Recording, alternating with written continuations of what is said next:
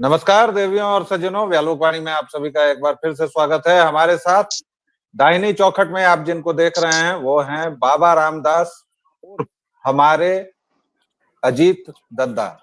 मैं इनको दद्दा ही कहता हूं, आप लोग इनको बाबा रामदास के नाम से जानते हैं। आज हम चर्चा करने वाले हैं इनसे बिहार चुनाव से जुड़े एक ऐसे पहलू पर जिस पर अभी तक किसी और का ध्यान ही नहीं गया है, केवल दद्दा ने उस चीज को पकड़ा है। बिहार में चुनाव है और इस बीच यहाँ के मुख्यमंत्री, यहाँ के मंत्री संतरी सभी ये घोषणा कर रहे हैं कि हम 24,000 ट्रेन चला रहे हैं, हम 15,000 ट्रेन चला रहे हैं, ताकि बिहार के जो मजदूर हैं, बिहार के जो साइबर कुली हैं, उनसे लेकर जो खेतिहर मजदूर हैं वो बिहार आ पाए और फिर वापस जाकर दूसरे राज्यों के जीडीपी में अपना एक बहुमूल्य योगदान दे सके। मतलब ये लगभग तय है कि बिहार को मजदूर सप्लायर राज्य बनाने की इन लोगों ने ठान ली है, इन लोगों ने सोच ली है। और हमारे दद्दा इस वक्त कहाँ हैं ये इन्हीं को पता होगा, क्योंकि 4-5 ठिकाने हैं, किसी भी ठिकाने में एक समय से ज्यादा रहते नहीं है, कुछ खास समय से। लेकिन पंजाब के विषय में जो इन्होंने जानकारी दी है वह बहुत ही दहलाने वाली है। और क्या है वो जानकारी और क्या पड़ सकता है प्रभाव, इस पर सीधे चलते हैं। दद्दा, over to you. Sir, mike लगा के अनाउंसमेंट हो रहा है कि छोड़ के भाग जाओ। 1 घंटे का अल्टीमेटम है, 1 दिन का अल्टीमेटम है, 10 दिन का अल्टीमेटम है। किसी बिहारी को कोई रेडी नहीं लगाने दी जाएगी। बाकायदा बंद कराई गई है। बठिंडा का एक वीडियो वायरल हुआ है जिसमें तेल गरम था, वीडियो आई है, गैस बंद कर दिया गया और बोला चलो है यहां से हटो। सेब की लदी हुई रेड़ी पलट दी गई, थप्पड़ों से मारा जा रहा है और गर्व से बताया जा रहा है। ये आज इतने भैये बगाए 25 गांव ने मिलकर रेजोल्यूशन पास किया है। पंजाब में उसको बोलते हैं मता पास कीता। 25 गांव ने होशियारपुर जिले के कि एक भी बिहारी, जब आप ही कहते हैं Bihari means right from UP to Bihar, एक भी बिहारी को पंजाब में नहीं रहने दिया जाएगा। और बिहार में किसी को पता ही नहीं है, चुनाव है ना, ये तो बहुत बड़ा मुद्दा है ना। नीतीश बाबू को पता है उनके बिहारियों के साथ ये हो रहा है। राहुल जी को पता है कि पंजाब में बिहारियों के साथ क्या हो रहा है। नहीं, नीतीश बाबू तो 24,000 ट्रेन चलवा दिए हैं। आपको पता है, सुनिए छोड़िए ऐसी तब ऐसी की तैसी कराए। व्यालोक पाठक को पता है पिछले 5 दिनों तक ये हो रहा है। व्यालोक पाठक को सोए थे आप, कहां भांग खा के सोए थे 5 दिन से? मैंने आपको 5 दिन पहले ये वीडियोस भेजी थी। जी बिल्कुल भेजी थी। और आप ही के माध्यम से मुझे पता भी चला था और वो मेरी नजरों से चूका या मैंने उस पर तुरंत वीडियो नहीं किया, ये किया। लेकिन 10-20 लाख बिहारी 10-20 लाख बिहारी लात जूता खा रहे हैं, बेइज्जत हो रहे हैं अपने ही देश में, आपकी नजरों से चूक गया। 10-20 लाख बिहारी नहीं, आप अपने आप को पत्रकार कहते हैं? नहीं, 10-20 लाख बिहारी नहीं, 4 करोड़ बिहारी इस देश में और विदेशों में भी यत्र तत्र सर्वत्र जूता लात खा के किसी तरह अपनी रोजगार, किसी तरह अपनी जिंदगी बचा रहे हैं।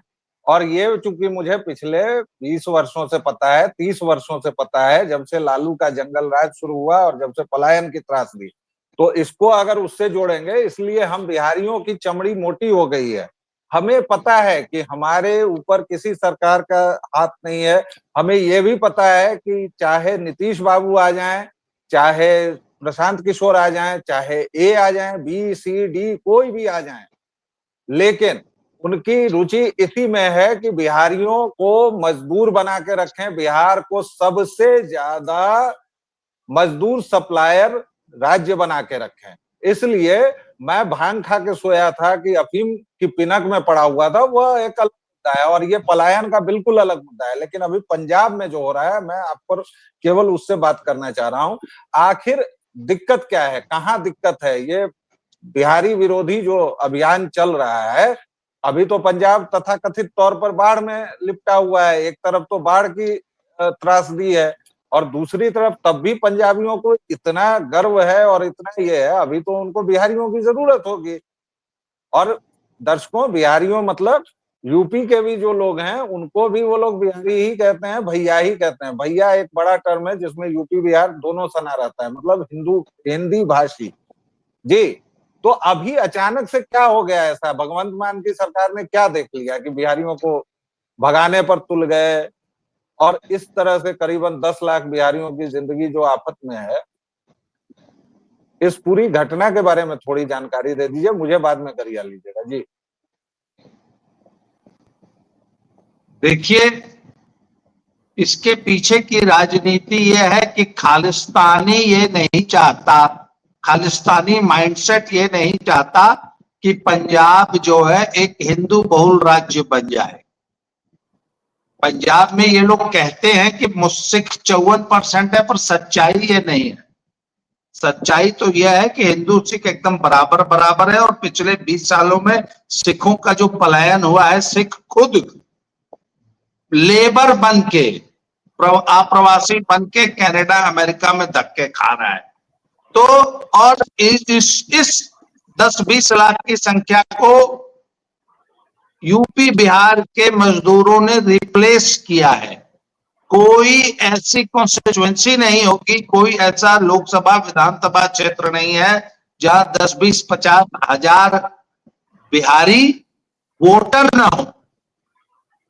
और देखिए, खालिस्तानियों का जो सपना है, उसके बीच में अगर कोई रोड़ा बनता है तो वो है हिंदू जनसंख्या। अब बिहारी जब पंजाब का वोटर बनता है ना, तो वो वोट देता है बीजेपी। इनको अगर भगा दिया जाए और इनकी जगह मुस्लिम लेकर आ जाए तो वो इंडिया अलायंस का वोटर है। तो एक बहुत सिस्टमैटिक तरीके से पिछले लगभग 5 सालों से हिंदुओं को भगाया जा रहा है और मुसलमानों को आके बुला के बताया जा रहा है। जी हाँ, पहले इन्हीं बिहारियों को वोटर लिस्ट में नाम चढ़वाते थे, एक से बढ़ के एक होड़ लगी होती थी सरपंचों की, वार्ड मेंबरों की, क्योंकि उनका वोट बैंक तैयार होता था। अब जो इंडिया अलायंस की पार्टियां वो कहती कि नहीं, मुसलमान लेके आओ।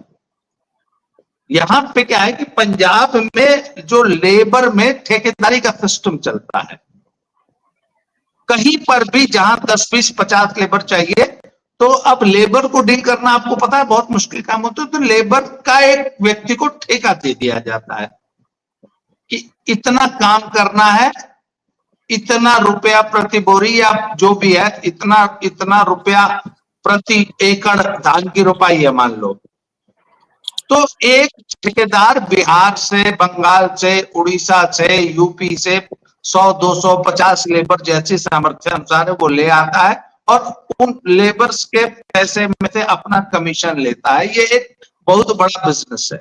तो अब तक वो ठेकेदार सब हिंदू हुआ करते थे, पिछले 5 सालों से हिंदू ठेकेदारों को मुस्लिम ठेकेदारों ने रिप्लेस कर दिया और अब प्रीडोमिनेंटली जो लेबर है वो मुस्लिम हो गई है। Most of them are Bengali speaking और ये भी आरोप लगता है कि उसमें से ज्यादातर बांग्लादेशी। अब ये तो जांच का विषय है कि बांग्लादेशी है या कौन है, परंतु वो सब आपने मुसलमानों की बात की दद्दा, जहां तक मुझे पता है कि सिखों का जो एक बड़ा वर्ग है, उसको हिंदू से अलग करने में, उसकी पहचान हिंदू से अलग करने में तो ये सफल हो गए, ये षड्यंत्रकारी। अब ये अलग बात है कि मात्र 70-80 तक, शायद 70 तक, 80 तक भी, कि हर एक हिंदू परिवार का बड़ा लड़का जो होता था वो पंथ को दे दिया जाता था, यानी सिख होता था। और ये हमने देखा है, बिहार में भी देखा है, क्योंकि यहाँ भी सिख बड़ी संख्या में रहते हैं। तो हमने यहाँ भी देखा है कि हिंदू और सिखों में वैसा अंतर नहीं था। लेकिन खैर, धन्यवाद कांग्रेस का कि उन्होंने एक बड़ी खाई खोद दी। मुझे जहां तक पता है कि जो दलित थे सिखों में, और उनकी चूंकि दलितावस्था वैसी ही रही, तो वो बहुत तेजी से ईसाई बन रहे हैं। और जितना धर्मांतरण पंजाब में हुआ है, उतना शायद ही किसी और राज्य में है। आप मुसलमानों की बात कर रहे हैं, ईसाई एंगल से इस पर कैसे देखें इस पूरे, क्योंकि धर्मांतरण तो एक बड़ा विषय है पंजाब के लिए। एक बॉर्डर स्टेट है, उसमें अगर इतनी बड़ी संख्या में धर्मांतरण हो रहा है, और आपने कहा कि 5 वर्षों से ये हिंदू विरोधी भावना चल रही है, पूरी जड़ें जमा चुकी है, तो अब क्या स्थिति में देखना चाहिए, ईसाइयों के एंगल से कैसे देखें, और इस, अगर ये इतनी बड़ी समस्या है तो हमेशा हम लोग समाधान की भी बात करते हैं, उस तरफ, उधर का क्या नजरिया है? जी देखिए, खालिस्तानी जो इकोसिस्टम है वो पूरी तरह डीप स्टेट और आईएसआई की गोद में बैठा हुआ है, आज से नहीं, पिछले लगभग 40 साल। और डीप स्टेट के स्ट्रिक्ट इंस्ट्रक्शंस हैं, इनको वहां से फंडिंग मिलती है। इनको फंडिंग के क्या क्या सोर्सेस है, उस पर बहुत लंबा लेक्चर हो जाता है। तो उनका कहना है कि ईसाई धर्मांतरण मिशनरियों को नहीं टच करना है, स्ट्रिक्ट इंस्ट्रक्शन है। आप किसी एसजीपीसी लीडर से, किसी सिख लीडर से, किसी खालिस्तानी के मुंह से, किसी मिशनरी, किसी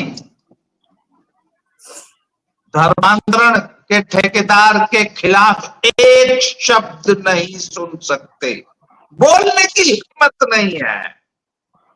उसी तरह एक नया प्रेम जो कि मुसलमानों के प्रति इधर प्रदर्शित करना शुरू किया है पिछले 2-4 साल से। बाकायदा नमाजें पढ़वाई जा रही है साहब गुरुद्वारों में बैठ के, उसके वीडियोज आते हैं। रोजा इफ्तार हो गई है गुरुद्वारा परिसर में। हमने कहा भैया एक दिन गुरबानी का पाठ किसी मस्जिद में भी कर लो ना, भाईचारा। तो ये तो दो हाथ से बजने वाली ताली है। जी, मजा तो तब आएगा कि उनकी अजान आप अपने गुरुद्वारे में करा रहे हैं, एक दिन गुरबानी का पाठ मस्जिद में भी तो होना चाहिए, पर नहीं। तो साहब बात यह है कि ये इकोसिस्टम जाके आईएसआई की गोद में बैठ गया है, और आईएसआई का इंस्ट्रक्शन है कि भैया मुसलमानों से, अच्छा, मुसलमानों को बहुत गुपचुप तरीके से जो है हिंदुओं से रिप्लेस किया जा रहा है। इसकी शुरुआत जम्मू से हुई थी। Jammu was predominantly Hindu city, Hindu area. आज वहां पे लगभग 40% पॉपुलेशन। अच्छा, बात यह कि जब कश्मीर में जब डिस्टर्बेंस हुई, आतंकवाद हुआ, तो कश्मीरी सिर्फ हिंदू वहां से डिस्प्लेस नहीं हुआ, कश्मीरी भी हुआ। तो उन कश्मीरियों ने आके जम्मू में जमीनें खरीदना शुरू किया, और नॉट ओनली खरीदना शुरू किया, सरकारी जमीन जो दिख जाए, चाहे वन विभाग की हो चाहे सरकारी हो। अब वन विभाग की तो इफरात जमीन थी, पूरे पर कब्जा कर लिया गया। वहां मस्जिदें, मजारे और मदरसे खड़े हो, मुफ्त की जमीन, मुफ्त की बिजली, मुफ्त का सब कुछ। और फारूक अब्दुल्ला और पीडीपी जैसी पार्टियां थी जो इसको फैसिलिटेट करती रही। तो जब जम्मू कंप्लीट हो गया, जम्मू रीजन पूरा, तो अब इनकी निगाह है पंजाब पे, और पंजाब में हिंदुओं को भगाया जा रहा है, हिंदू लेबर को भगाया जा रहा है, और उसको मुस्लिम लेबर, अच्छा पंजाबी बहुत अच्छी तरह जानती है कि इस लेबर के बिना उनका एक मिनट भी काम नहीं चल सकता। पर लीडरशिप नाम की चीज ही नहीं। एक बात बताइए ना, इतने बड़े पैमाने पर इतना जबरदस्त काम हो रहा है, धमकाने का, डराने का, भगाने का, और कहीं से विरोध की कोई आवाज ही नहीं आ रही। आप बताइए, अभी तक कहीं और होता था एक सेकंड में चक्का जाम, हड़ताल सब हो गया होता, पेन डाउन स्ट्राइक, कि नहीं भाई कोई काम नहीं करेगा, अगले दिन पूरे पंजाब में काम रुक जाता। कहीं से आपने कोई सुबुगाहट सुनी? बिहार में चुनाव है, बहुत बड़ा चुनावी मुद्दा है ये। इसको न तेजस्वी ने उठाया, न राहुल ने उठाया, न बीजेपी ने उठाया, न नीतीश बाबू ने उठाया। सोच लीजिए किस कदर लावारिस छोड़ दिया गया है मरने के लिए अपने नागरिकों। हमारे जैसे लोग चिल्ला रहे हैं। आप मेरी वॉल उठा के देख लीजिए, कल से लेकर आज तक मैंने 20 जगह जाके ये बातें कही है कि भैया ये क्या हो रहा है। अच्छा, अभी आने दीजिए सीजन। ये एक बार कोरोना में बिहारी लेबर नहीं गई थी, मुझे याद है डिलक्स बसें लेकर गांव तक आए थे। डिलक्स बसें लेकर लग्जरी बसें गए थे जी। वॉल्वो की बसें लेकर जाते थे ले आने जी, एडवांस पैसा देते थे जी। जब मुझे एक चीज और मुझे याद है, नरेगा मनरेगा नई जब आई थी तो एक बार जो है बिहार के लेबर इधर नहीं आई, वहां काम मिलने लग गया। तो बड़ी 2 पॉपुलर ट्रेनें हैं बिहार से आती है, जनसेवा और जननायक। जननायक शहीद एक्सप्रेस, हाँ, शहीद एक्सप्रेस, जिसको बिहारी मजदूर ट्रेन भी कहा जाता है। और उसके आते ही अमृतसर में वो ट्राला और ट्रैक्टर लेके, आपने जिन ठेकेदारों को बताया वो ठेकेदार वहां मौजूद रहते हैं और बिहारियों को सीधा स्टेशन से बैठा लेते हैं जी। अमृतसर तक तो पहुंचने ही नहीं पाते। तो मुझे याद है जलंधर में ट्रेन आई तो एकदम खाली थी, तो उन्होंने कहा अरे क्या हुआ, बोला अरे लुधियाना उतार लिए सब जी। तो ये सब लुधियाना पहुंचे, तो अगले दिन लुधियाना में खाली थी तो अंबाला पहुंच गए, और अंबाला नहीं पहुंचे, सहारनपुर से ट्रेन में चढ़ गए और सबको इकट्ठा करने गए, चलो चलो अंबाला उतरो, अंबाला उतरो, अंबाला। जबरदस्ती 2 थप्पड़ मार के अंबाला में उतारे। तब तो लेबर की इतनी जरूरत थी। और हमें ये भी पता है, दर्शकों श्रोताओं, आपने ये पूरी बात सुनी। दद्दा की वाणी में जो दर्द है वो हर एक शिक्षित अशिक्षित किसी भी बिहारी के सीने में होगा। दद्दा ने मुझे भी सुनाया। मैं सचमुच दोषी हूं कि 5 दिन बाद मैं इस पर बात कर रहा हूं, लेकिन मैंने जो कहा कि बिहारी लतखोर हो गए हैं, हमें आदत पड़ गई है। आखिर 4 करोड़ जिस राज्य की जनसंख्या, 1/3 जनसंख्या बाहर रहने और जीने को विवश हो, उस राज्य का क्या हाल होगा। लेकिन इन सभी सवालों पर सोचिएगा जरूर। और अगर आपके पास जो नेता आते हैं, नेता परेता अभिनेता वोट मांगने, उनसे पूछिए कि पंजाब से जब बिहारियों को भगाया जा रहा था, दिल्ली में जब केजरीवाल ने बसें लगवा दी थी कोरोना के काल में, झूठ बोलकर जब बिहारियों को भगाया गया, तब ये नेता कहाँ थे? 4 करोड़ बिहारियों का मुस्तकबिल कहाँ है? ये सवाल जरूर पूछिए उनसे और तब अपने वोट का निर्णय कीजिए। दद्दा, आपका बहुत बहुत धन्यवाद, आपने व्यालोक वाणी पर हमें समय दिया। व्यालोक वाणी के सभी दर्शकों श्रोताओं का नमस्कार, आपका अभिवादन। आप जिस तरह अपना स्नेह और प्रेम दे रहे हैं, प्लीज देते रहिए और लाइक शेयर और सब्सक्राइब करते रहिए। इसके अलावा मैं प्रारब्ध और दद्दा के चैनल बाबा की खरी खोटी और स्लो जिंदगी पर भी आता जाता हूं। उन दोनों को भी अपना स्नेह और प्रेम दें। फिर मिलेंगे एक छोटे से विराम के बाद। तब तक के लिए जय जय सिया राम। जय श्री राम, हर हर महादेव।